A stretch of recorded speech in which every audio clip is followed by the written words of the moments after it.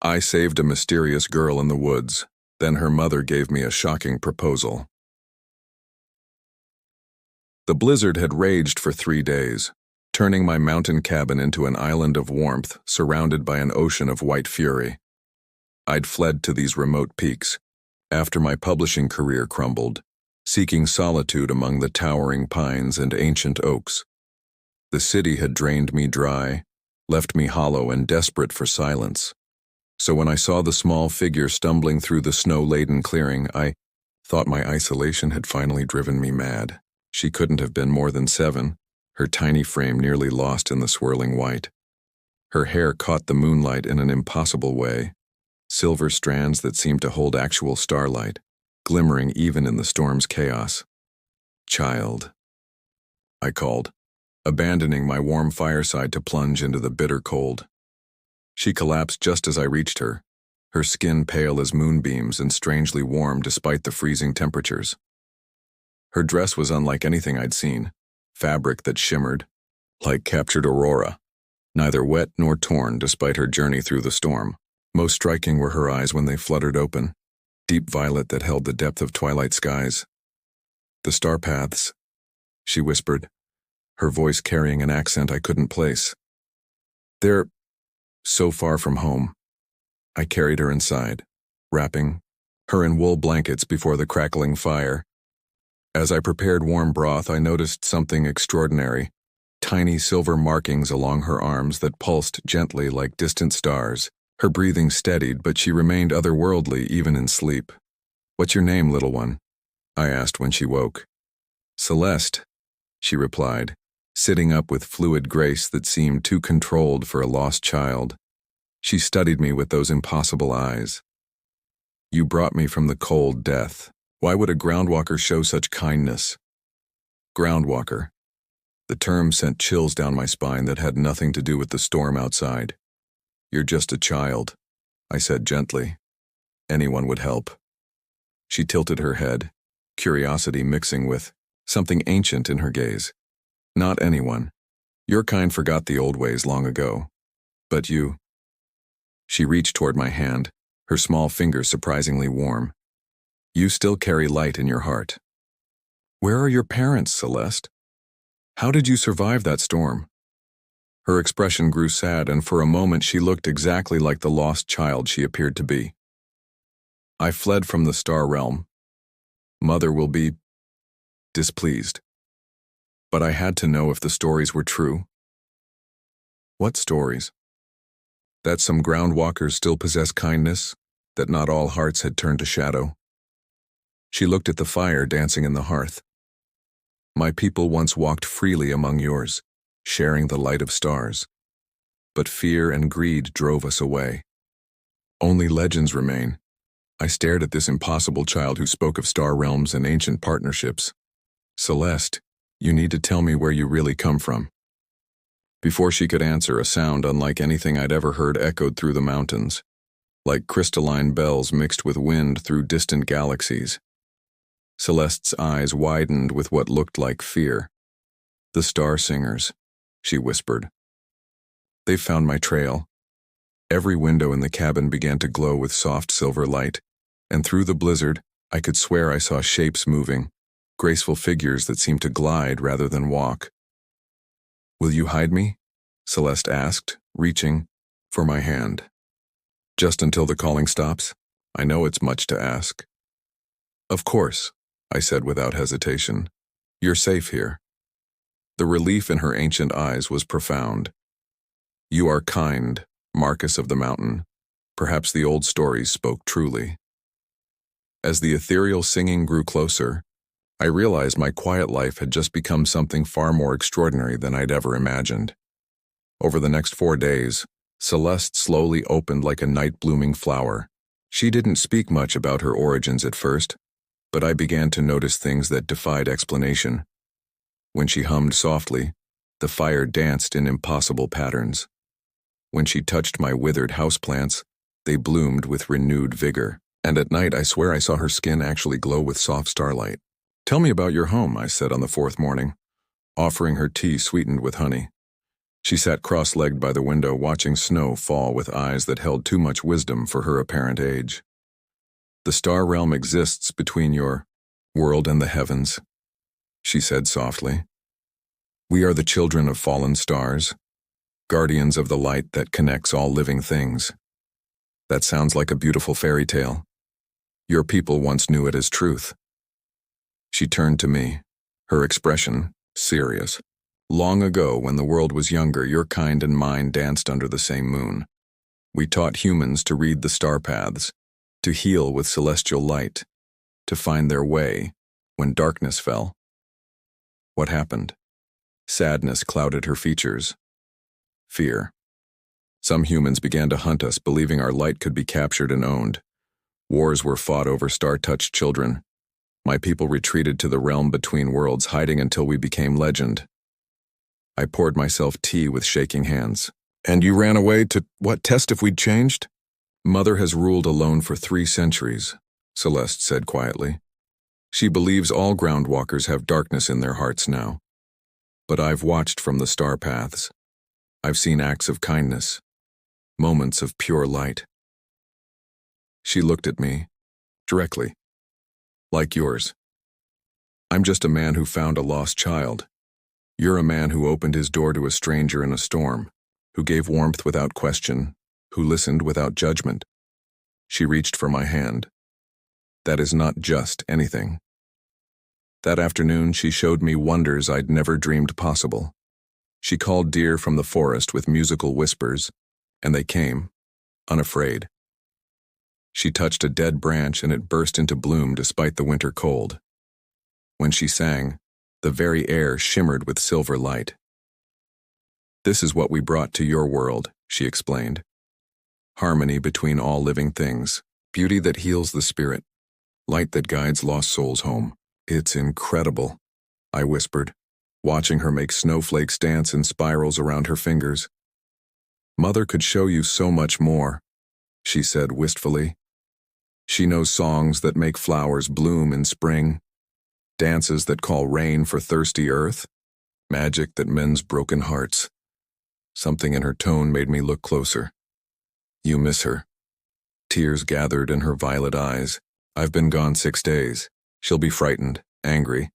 The star singers grow louder each night. She's searching for me. Then maybe it's time to go home." She shook her head fiercely. "Not yet. I need to be certain." "Certain of what?" "That when I tell her about you, she'll believe me. That she'll see what I see. A ground walker whose heart still holds starlight." That night, as Celeste slept curled by the dying fire, I sat in my old chair and pondered her words. For the first time in years, I felt something stirring in my chest that wasn't grief or loneliness. It was hope, fragile as a newborn star but unmistakably real. Outside, the star singers called again, their ethereal voices carried on the wind. And this time they sounded closer. I woke to absolute silence, the kind of silence that presses against your eardrums and makes you question if the world has stopped spinning. The fire had burned low, and Celeste's blanket lay folded neatly beside the hearth. She was gone. Panic clawed at my throat as I searched the cabin, then stumbled outside into the pre-dawn darkness. "Celeste!" My voice echoed off the mountains, swallowed by the vast emptiness. Then I saw them. They stood in the clearing like figures from a dream. Tall, graceful beings whose skin held the same soft luminescence as Celeste's. Their hair flowed like captured starlight, and their clothes seemed woven from moonbeams and shadow. At their center stood a woman who made my breath catch in my throat. She was tall and regal, with silver hair that cascaded to her feet like a waterfall of liquid starlight. Her eyes were the deep blue of midnight skies, ancient and knowing. She wore robes that shimmered with constellations, and when she moved, the very air around her seemed to dance with celestial light. Beside her stood Celeste, looking small but defiant. "You are the ground walker who sheltered my daughter," the woman said, her voice like music played on crystal strings. Each word carried power that made my bones vibrate. Yes, I managed, stepping forward despite my trembling legs. She was lost in the storm. She was seeking, the woman corrected, her gaze piercing, against my express command. She looked down at Celeste, and I saw centuries of worry and love in that glance. Do you understand the danger you courted, little star? The realm between worlds is no place for children to wander alone. But mother, Celeste said, her voice small but determined, I had to know. I had to see if the old stories held truth, the woman finished, her attention returning to me. If groundwalkers still possessed the capacity for kindness toward those not of their world. I found my voice, though it cracked like a teenager's. Who are you? I am Queen Astrid, ruler of the star realm, guardian of the celestial paths. She stepped closer and I caught her scent, like night-blooming jasmine in winter air. For 300 years I have kept my people safe from your kind, hidden us where hatred and greed cannot reach. And now? Her expression softened almost, imperceptibly. Now my daughter speaks of a groundwalker who gave shelter without question, who offered kindness without price. She claims you possess something I believed extinct in your race. Which is? A heart that sees light instead of seeking it for personal gain. Astrid studied me with those ancient eyes. Tell me, Marcus Vale, why did you help her? The question hung in the air between us like a challenge. She was a child in danger. What other reason could there be? Something shifted in Astrid's expression, surprise perhaps, or recognition. You speak as one who has known loss. My throat tightened. I have. Yet you chose compassion over bitterness. Interesting. She glanced at Celeste, who was watching our exchange with bright, hopeful eyes. My daughter believes you are proof that the old bonds between our peoples might be restored, that not all groundwalkers have forgotten how to see beyond their own needs. I'm just a man living alone in the mountains. Are you? Astrid moved closer still, close enough that I could see silver flecks in her midnight eyes. Or are you a guardian who has forgotten his true calling? Before I could ask what she meant, she placed her hand over my heart. The touch sent warmth spreading through my entire body, and for a moment I could swear I saw threads of silver light connecting every living thing in the forest. Remarkable, she whispered. You carry more starlight than any groundwalker I've encountered in centuries. I don't understand. She smiled then, the first genuine expression I'd seen from her, and it transformed her face from ethereally beautiful to breathtakingly radiant. Perhaps it is time you learned who you truly are, Marcus Vale, and what role you might play in healing the rift between our worlds. Come, Astrid said, her hand still resting over my heart. Let me show you what you've forgotten. She led me to the center of the clearing, Celeste following with barely contained excitement. At Astrid's gesture, the star-touched beings formed a circle around us, their combined light turning the snowy landscape into something from a dream. Close your eyes, Astrid instructed, her voice gentle now. Feel the connections. I obeyed, and immediately the world exploded into sensation. I could feel every tree, every sleeping animal, every blade of grass beneath the snow. More than that, I could sense the threads of light that connected them all. A vast web of life and energy that pulsed with cosmic rhythm. You see it, Astrid breathed, wonder in her voice. The star web that binds all living things. Only those with celestial heritage can perceive it so clearly. My eyes snapped open. That's impossible, I'm human. You are, she agreed. But your bloodline carries traces of the old unions. When star-touched and groundwalkers joined in love, their children became bridges between worlds. She stepped closer, her midnight eyes searching mine. It explains why Celeste was drawn to you, why your heart called to hers across the storm. Mother, Celeste said softly. Show him the histories. Astrid nodded and raised her hands. The air shimmered, and suddenly I could see them. Ghostly figures moving through time. Humans and star-touched beings working together, healing the sick. Guiding lost travelers, celebrating under shared moonlight. Children who glowed with inner light playing alongside those who didn't. Communities where magic and mundane life intertwined seamlessly. This was our world once, Astrid explained. Before fear divided us, before my people retreated to the realm between. "It's beautiful," I whispered. "It could be again." Her voice carried a note I hadn't heard before. Hope, fragile but real. But it would require someone willing to stand between worlds, someone trusted by both sides. I looked at her, understanding beginning to dawn.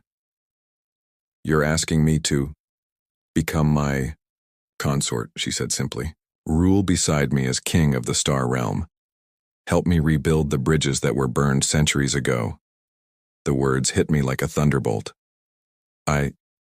What? "You've shown kindness to my daughter without knowing who she was. You've proven that compassion still exists in Groundwalker hearts." Astrid's voice grew softer, more personal. "And if I'm being honest, you've stirred something in me I thought had died long ago. Which is hope, trust, and perhaps," she hesitated, vulnerability creeping into her ethereal features, "the possibility of love."